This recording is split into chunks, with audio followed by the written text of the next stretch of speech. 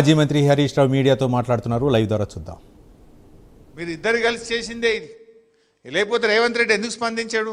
4 నెలల కింద కోమటిరెడ్డి వెంకటరెడ్డి చెప్పంగానే నువ్వు స్పందించి ఉంటే ఇవాళ ఇంత ఇబ్బందులు ఈ రాష్ట్ర ప్రజలకు వచ్చి ఉండేటి కావు కదా. ఇవాళ ఇది ఒక తుగ్లక్ ప్రభుత్వంలాగా మారిపోయింది.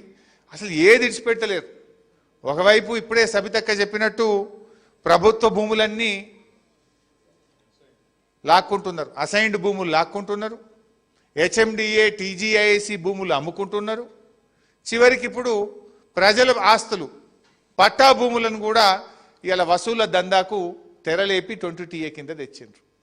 అంటే గవర్నమెంట్ భూములేమో అమ్ముడు, అసైన్డ్ భూములేమో లాక్కునుడు, ప్రజల ఆస్తులు పట్టా భూముల మీద కూడా 22A పెట్టి వసూళ్లకు తెగబడ్డటువంటి పరిస్థితి మనం ఈరోజు చూస్తూ ఉన్నాం. రేవంత్ రెడ్డి ఈ మధ్య ఒకసారి మాట్లాడండి, మీరు చూసిండో లేదో, ఎకరాల్లో కొని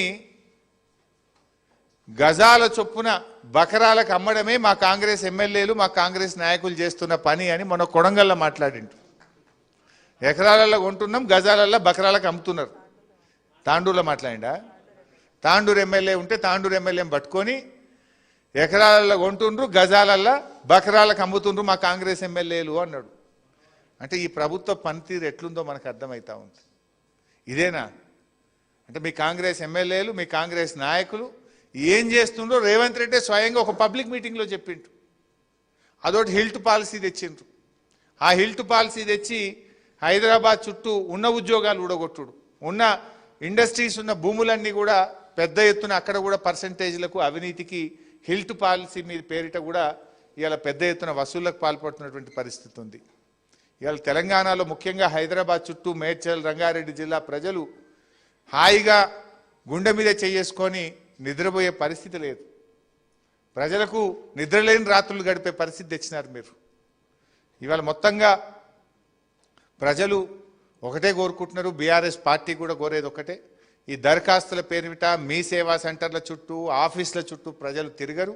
ఇది ప్రభుత్వం చేసిన తప్పిదనం, మీరు చేసిన కుట్ర గనక ప్రజల్ని ఇబ్బంది పెట్టకుండా మీరే సూమోటోగా తక్షణమే వీటన్నిటిని తొలగించాలని చెప్పి మేము డిమాండ్ చేస్తూ ఉన్నాం. అండ్ ఆన్లైన్ పెట్టండి, పబ్లిక్ డొమైన్లో పెట్టండి, ఏవి తొలగించిండ్రు ఏవి తొలగించలేదో పెట్టండి. ఇలా పరిస్థితి ఏంటంటే భూభారతిలోకి వెళ్ళి ఆన్లైన్లో చూసే ప్రయత్నం చేస్తే this site is down, site కరెక్షన్లో ఉంది, త్వరలో అప్లోడ్ చేస్తాం అంటే ఆ వివరాలే లేకుండా మాయం చేసి పరిస్థితి. చాలా వివరాలు దొరుకుతలేవు. కొన్ని సర్వే నెంబర్లకు పోయి భూభారతి ఆన్లైన్లో చూసే ప్రయత్నం చేస్తే దాన్ని కనబడకుండా మాయం చేసి పడేసిండ్రు. ఎందుకు చేసిండ్రు మరి? ఏ తప్పు చేయని వాళ్ళు అయితే, నిజాయితీ గల వాళ్ళు అయితే దాన్ని ఆ సైట్లను ఎందుకు మాయం చేస్తున్నారు? ఎందుకు కొన్ని గ్రామాలు సర్వే నెంబర్లు, కొన్ని ఏరియాలు, కొన్ని పట్టణాలే మాయం చేసి పడేసిండ్రు? మీరు అంత పారదర్శకంగా ఉంటే అంత ఆన్లైన్లో ఉండాలి కదా. ఇది ఈ రకంగా ఈరోజు జరుగుతున్నటువంటి పరిస్థితి.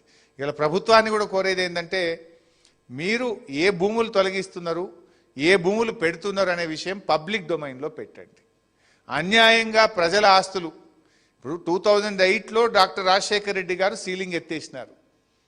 2008లో సీలింగ్ ఎత్తేస్తే కొన్ని వేల ఎకరాలు కాలనీలు అయినాయి, లేఅవుట్లు అయినాయి, ఇళ్ళు కట్టుకున్నారు. 2008 కంటే ముందు అది సీలింగ్ ఉన్నదని ఇప్పుడు ప్రాహిబిషన్లో పెట్టుడైంది. సీలింగ్ యాక్ట్ రద్దయింది, ఆ భూములు పట్టా భూములుగా మారినాయి, హెచ్ఎండిఏ లేఅవుట్ వచ్చింది, ప్రజలు డబ్బులు కట్టి జిహెచ్ఎంసీ నుంచి పర్మిషన్ తెచ్చుకున్నారు, ఇల్లు కట్టుకున్నారు.